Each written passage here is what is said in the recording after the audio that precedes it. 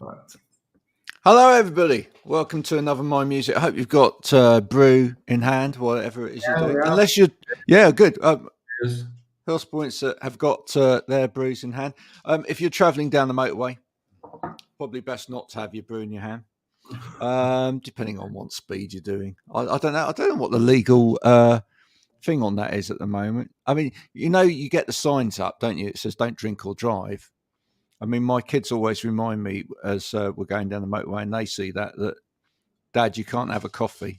Yeah, tea doesn't count. Oh, does tea count? Yeah, I don't know. I suppose. We need to get the legal definition, I think. Does tea count? I guess it probably does if it's you've got a whole teapot affair going on. I mean, like if you're doing a cream tea job, that's probably advised against. Yeah, problematic that. Yeah, it is, because you're going to just get jam everywhere, aren't you? Jam and cream.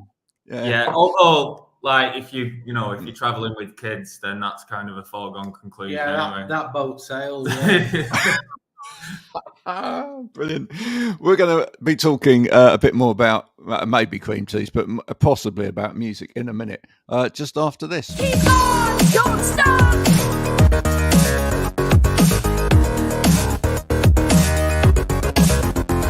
Keep on, don't stop.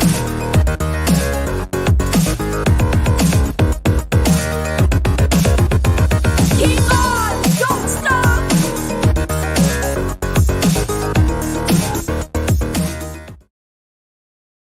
Wow. Yeah, wow, look at that, eh? Thanks for joining me. Now, listen, let's we always have to get this one cleared up first, which is the name of the project, the band, whatever, right? Are you wanting more of a kind of German kind of emphasis on the pronunciation, or are we just saying it as Hauspoints, or are we saying it as Horse? I mean, no. I think we'd sound daft if we were to go full on. If what's your band called? Hauspoints. It would be a weird thing to say. So we just say Hauspoints. Yeah, just Hauspoints. Yeah. That was because it was going to be cut like two words, Hauspoints.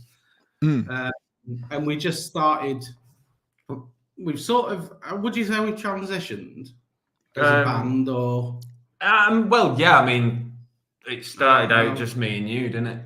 Yeah. In a room. But like when we first started like jamming with the others. Yeah, so it's like it has gone through a couple of transitions, but like we were doing a bit more of a like krautrock inspired sort of. Right, so it's got that. Yeah.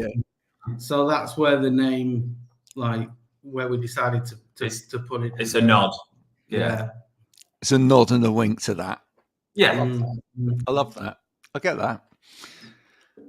Do you remember school and Hauspoints? Pretty bleak that was. I don't think we ever won our house. Did you have houses at school? Did you ever win? Yeah. Well, yeah. It's still going. Yeah. Do you know? And I mean, I'm sure somebody might be able to like find this out definitively. I should have done it, but I'm probably too lazy. It was an anecdote that I'd heard that Hauspoints was originally like a thing that happened in the 40s, 50s, particularly like in public schools and those sorts of like posh boy places. And it was... None of us went to, yeah. No, I certainly didn't. I mean, well, actually, great. Oh, really? Then it sort of fell out of fashion, but it was like revitalized by Maggie Thatcher as like a way of reintroducing like competition into schools to get kids to sort of compete against each other. And it's something that I, as a father of two, hear about all of the time. Is these Hauspoints, and I just think it's a con. You kind of slightly ridiculous. I mean, we're both dads, and you find yourself in a position where it's like, I got Hauspoints, and it's like, great, brilliant. Like you want to obviously encourage, but it's like it doesn't really mean it doesn't. It's a kind of an arbitrary thing for you to compete against against your peers. It's like it's weird, but you know, it's the bizarre thing that they get them for as well, though, isn't it? It's like some of it you can kind of understand. It's like, I got house points today because mine was the best written essay in class, or that's fair enough. But mainly it's like conformity. I got house points today because I'd done what I was told to do. Because I turned up. Yeah. Yeah, my little girl is like so disinterested that all she needs to do is show the slightest bit of like interest in anything, and she gets given house points. Perhaps we just need to bring it into the rest of society. Could be great. It's not a bad way to go, you know. It's like the best athletes only jump as high as they need to, you know. Yeah. Do you imagine that in the music world? I've released. I've released a single today. House points for you.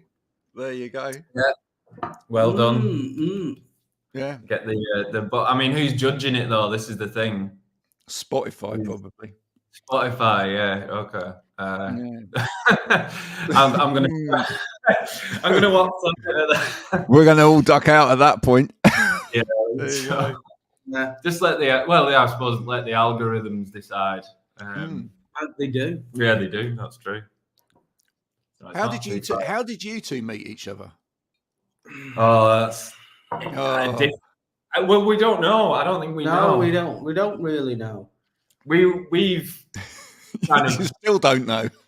No. Well, we've always been in bands, like separate bands, in like various projects for all of our adult lives, and it's just been on that circuit of gigging regularly, people putting on nights, and you just kind of end up in those similar circles. And like, there's no point where I can say that was when I met Rob, but we always just seem to be around. Yeah. And it's the same for the rest of the band as well. We've been kind of good friends because of music for years and years, and it's just kind of coalesced. Yeah, it's hard to like remember where we like first met each other. I think. Yeah. I think it was probably in Chorley.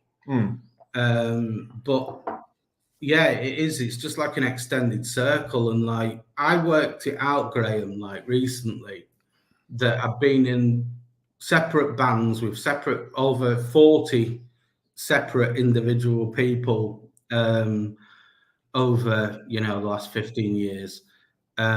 Quite prolific in annoying people, but people sort of tend to fit into different categories, and you come into these projects and you start off like, for want of a better expression, working with someone. Oh, it's not really work. We're doing what we love doing.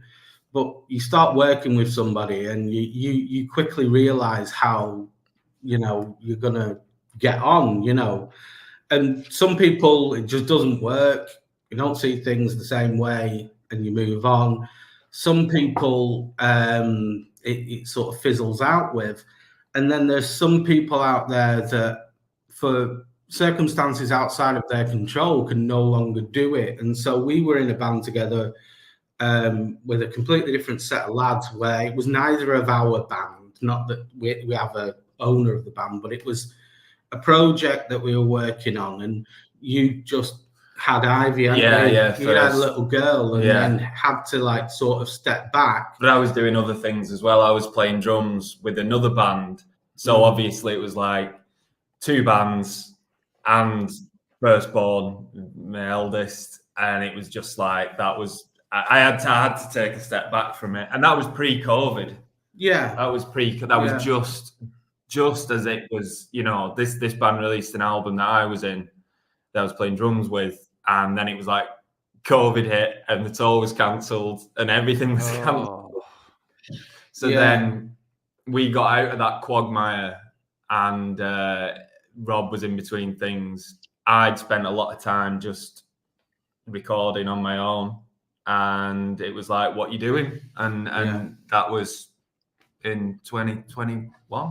Yeah, I think so. Oh, yeah. So we started off just going in, we set a few rules to like try to do things a little bit differently because I love that. A few rules.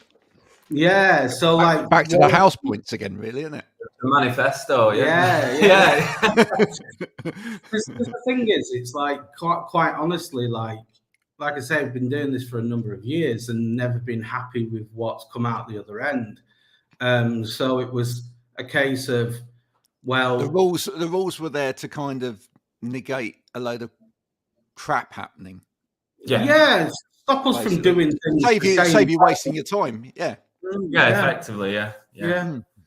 So it's kind of like, you know, we're doing it as something that is like we're just purely focused on making something that we love. You know, making a sound. That was the main one. Yeah. And then it's kind of anything. Go like Rob said, it's no one owns the band. You know, it's like everyone's got their little wheelhouse and thing that they do and that they're really good at and can thrive in, and we all kind of just gel really well in that. And it's like there's no voice that's louder than another one. You know, if someone's unhappy with something, then that takes full. Do you know who used to own the band back in the day when I was gigging? The guy that owned the van. Yeah. Because you couldn't get anywhere unless they were in the band. We're like a convoy now. We're like a convoy of like low emission cars. Like a really, really middle-aged, middle of the road Smokey and the Bandit. I love that. Well, the thing is that's kind of vital these days, isn't it? Because like every major city that you go to now, it's like got a green congestion zone. Yeah, absolutely. So, I mean, we like getting out and about, you know, but like, we're not at tour bus level, and I think those days are sort of gone as well. I don't see many, like, other than the big touring acts. I mean, you can do it easily now. I mean, 2 cars is like, you can do it with 2 cars. Obviously, you've got twice as much kind of fuel expense, but it's like, it can be done. You know, we can do it doing that and just have a lean kind of touring thing.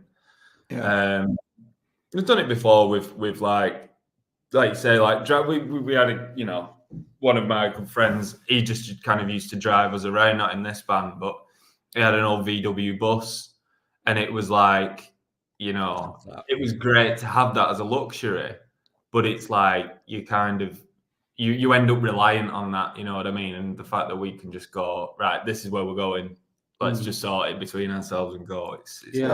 I can tell you now that the old van that we used to drive around in, we would have probably lost money now just by having to pay fines for going into cities. That was a right heap, absolute heap. You know, back in the day when that was all right to have heaps. But not these days. We said like for previous projects, going over to like Norway. I hate to how much diesel put into touring and pumped in the atmosphere. Yeah, it's not good. It's really not good. How would you describe your music? Because I found it online and I thought I love this kind of sound. To me, it's intelligent. Well, it's intelligent, alternative pop with a lounge feel to it that kind of reminds me of 1992 on the top floor of a bar in Camden. Right, that's quite specific, isn't it? Yeah. Which bar was it? You want to go there? More specific, What were you drinking? That's the real. What was I drinking? It's a difficult one when it comes to trying to figure it out, because like we've sort of fallen a little bit between a few cracks, really. Like what we say is that it like sort of straddles the like sort of mainstream, but it never sort of strays too far away from what would be recognized as a song in its composition and structure. But we do throw quite a lot of genres into the mix, you know, and I think that just comes down from who's involved. Like, you know, one of the rules that we were talking about is that we don't have any preconceived ideas when we get together. Sam, you'll do a few like sketches and things like that, but nobody turns up and says, right, we've got this song and it goes like this, you know. And so Nick, our like bass player and synth guy, is like really into goth and industrial music. Chaz, our drummer, is very, very like sort of big stadium rock music, and Really?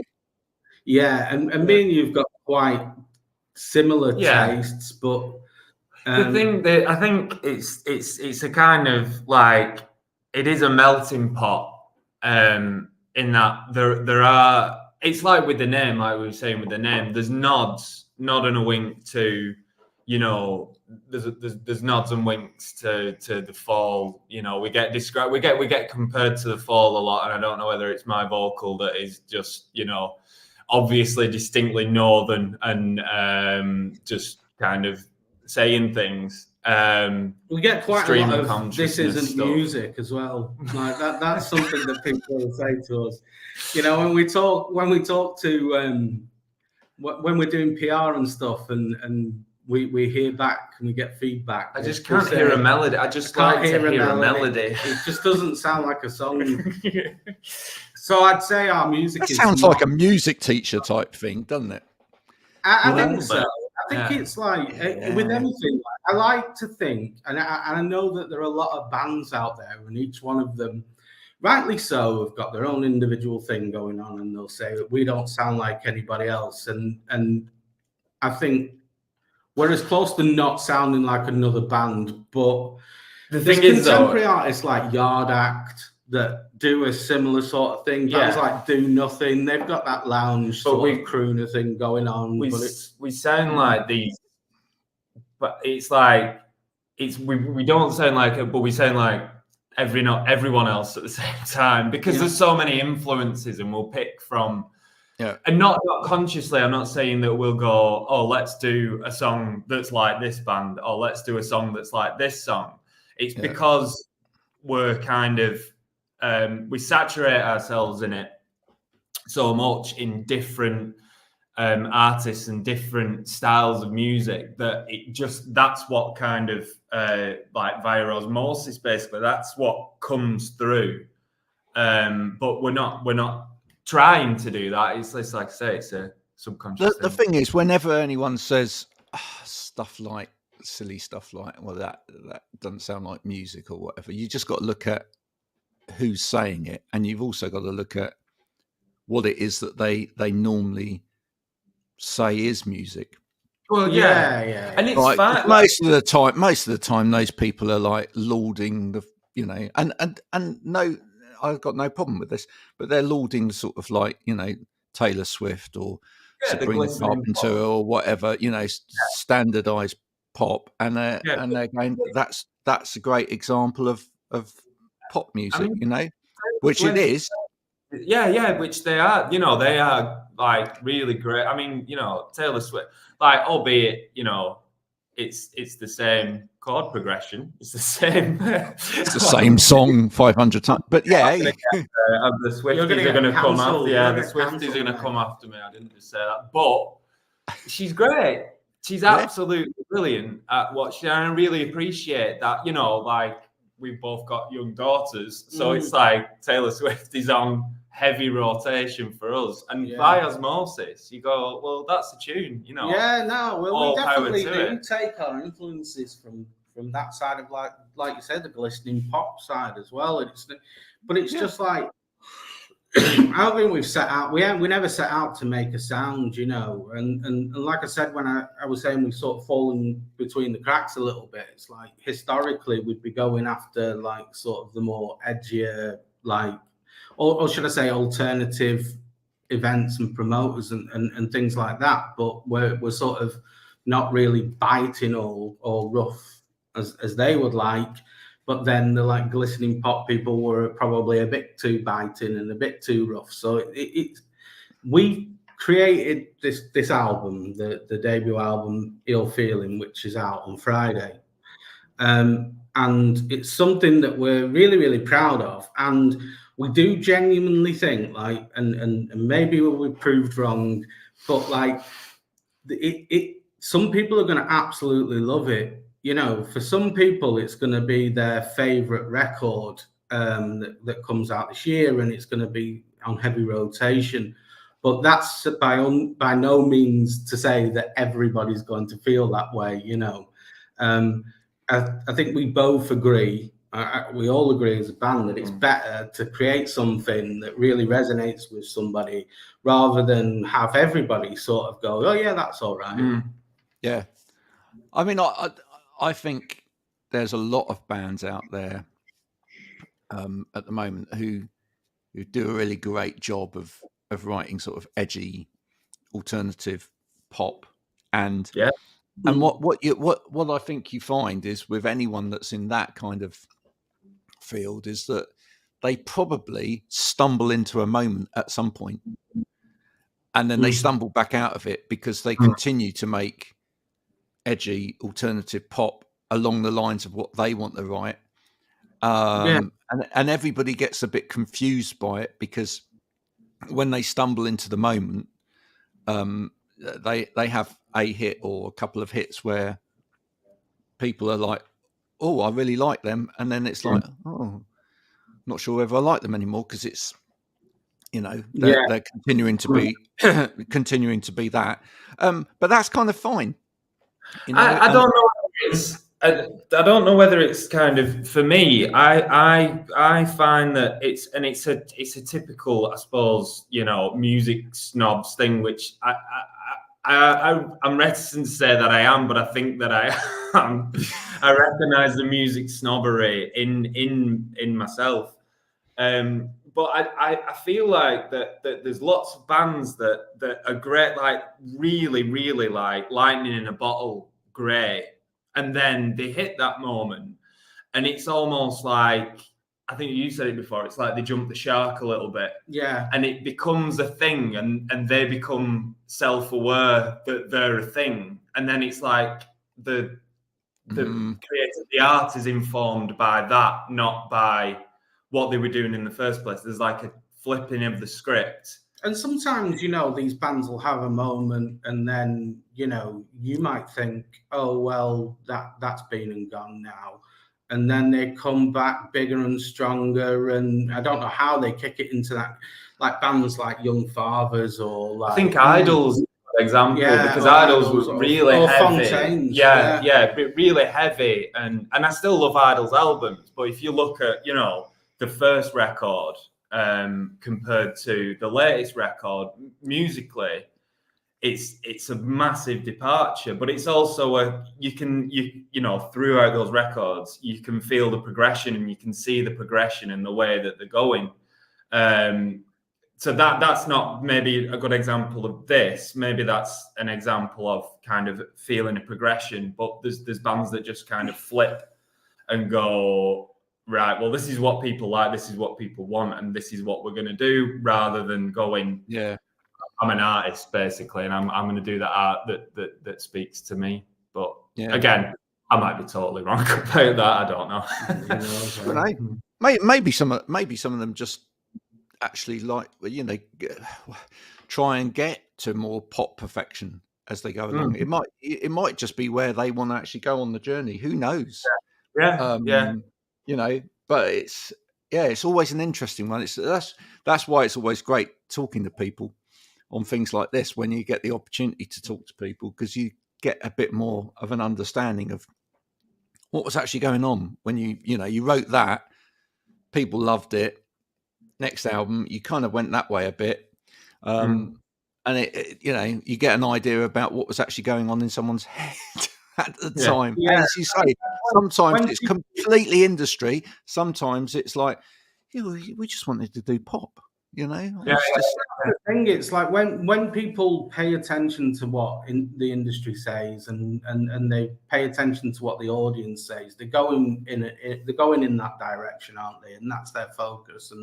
and that's cool and everything. And that's a recipe for success. Like, but it's different to what we do, though, because we never ever consider how it's going to be received by anybody at any given time. No. We only really want to entertain ourselves, and if that then sort of strikes a chord with, you know, some people, then, like I said, I think that, you know, there are going to be people that are just going to be on your, they just get it, they're on your wavelength or whatever, you know, and it's just, are there enough of them?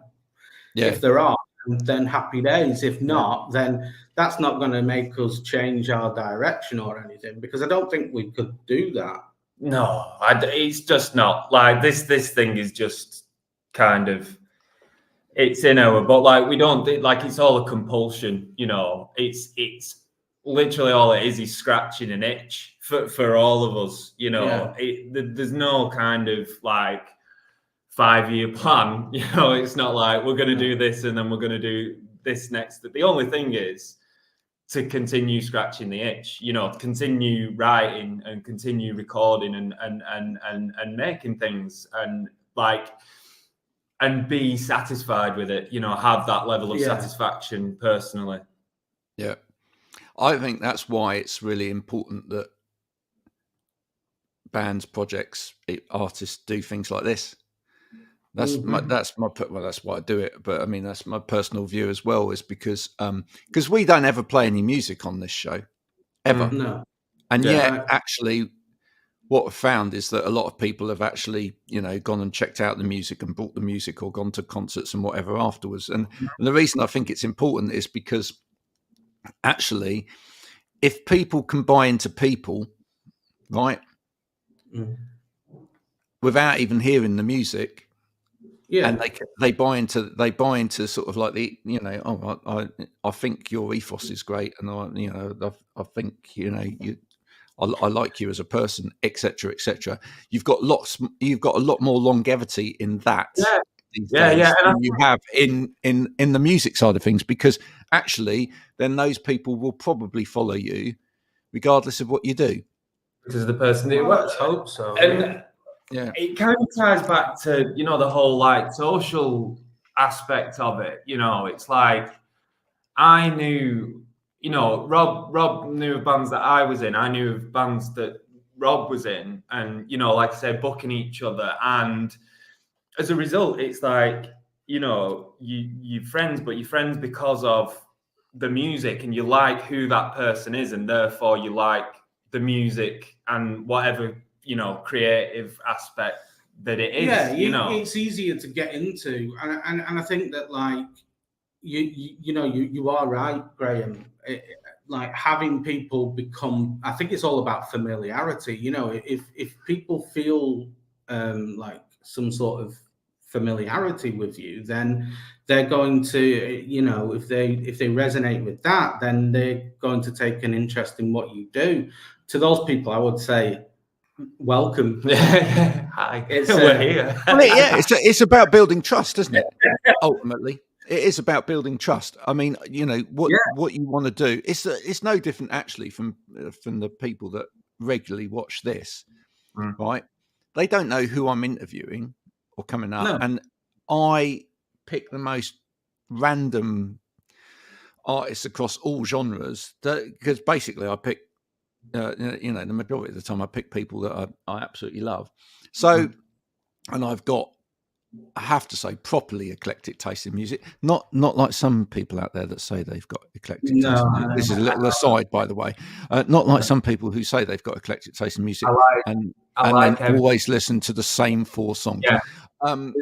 The key word there is, I like a bit of everything. It's like, oh, do you like I'm trying to think of a really obscure. Do you like The Residents? No, who are they? Yeah, exactly. It's so annoying, isn't it, when people say, "Oh yeah, I'm into a bit of everything," and then you start going, "Oh, have you heard this? Have you heard that?" And they're like, "No." So long as they're receptive to it, though, I like, you know, there are a lot of gatekeepers out there as well. You know, when it comes to this stuff, you know, you see it all the time.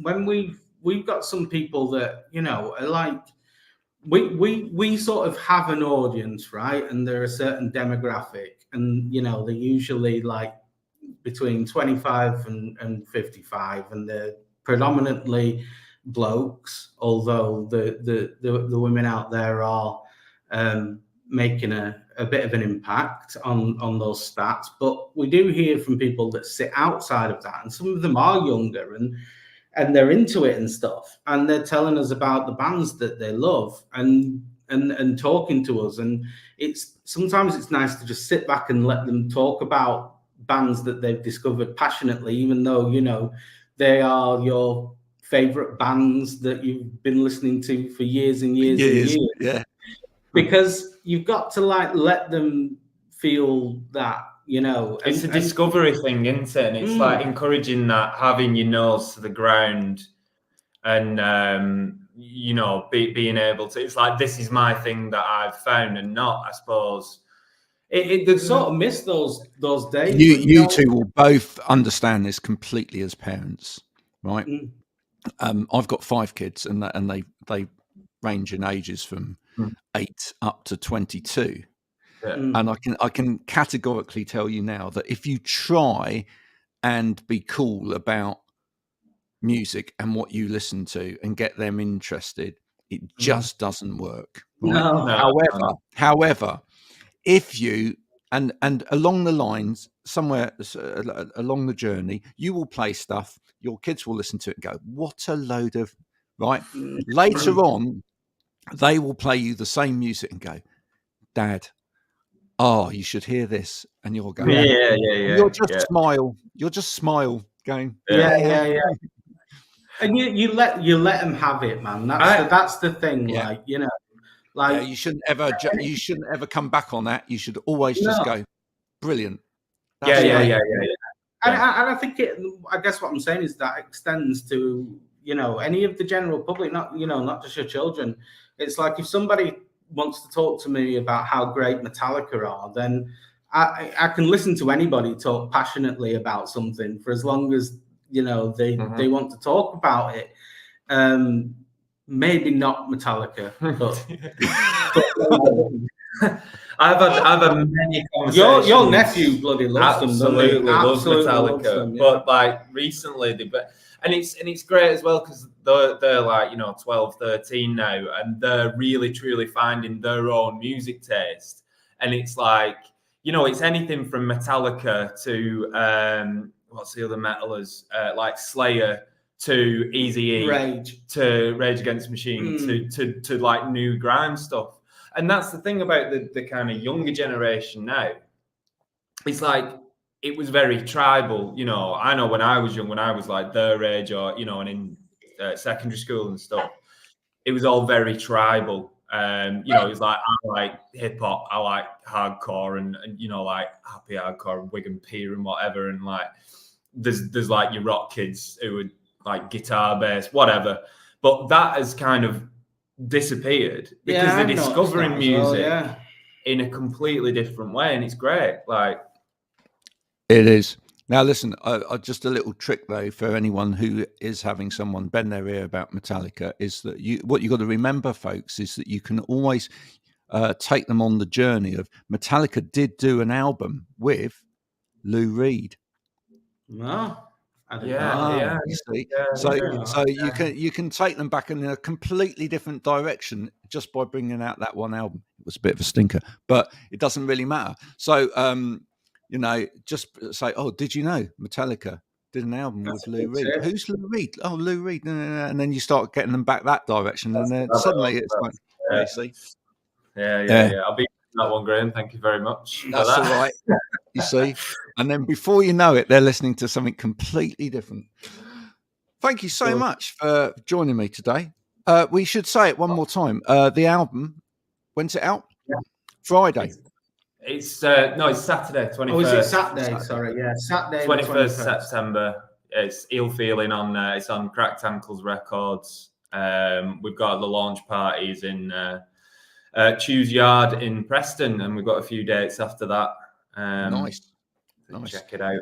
Once upon a time, you would have been able to hear an album like that on early morning TV on a Saturday. When Saturday TV was great, it was. Oh right, Yeah. Do you know what I mean? When Saturday morning TV was like a band would come on, people would throw guns at each other, in their faces. It was all a bit silly.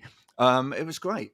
I used to love nothing more than finding great bands being made an absolute tit of on Saturday morning I TV. think bring back gunging. Yeah. Well, you can be in line for that. I'll just sit at the side and watch. Well, they'd get both of you in, wouldn't you? You'd both be sat under a big tube somewhere, and you'd have to answer inane questions about, I don't know.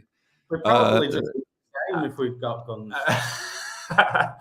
Just look exactly the same. I'd love to see someone bring it back in a music video at some point. That'd be great. It'd be a little nod to Saturday morning TV. Yeah, well, watch this space. That might just we like to make silly music. Here we do. There we go. Folks, thanks so much, Hauspoints, for coming and joining us today. Hope you've enjoyed this. Now you've got to go and check out the music. That's the whole idea. Hopefully you'll go along for the journey as well. If you've enjoyed this has been my music. If you haven't, we've wasted 36 minutes of your time. But you can get that back if you do a stamped addressed envelope to the BBC. They will just keep it there. And maybe in 36 years from now, Sarah Green will pick it up and send it back, hand licked by the Blue Peter dog, to you, so that you can get your minutes back. I don't know. That might happen. That might not. Until next time, bye for now.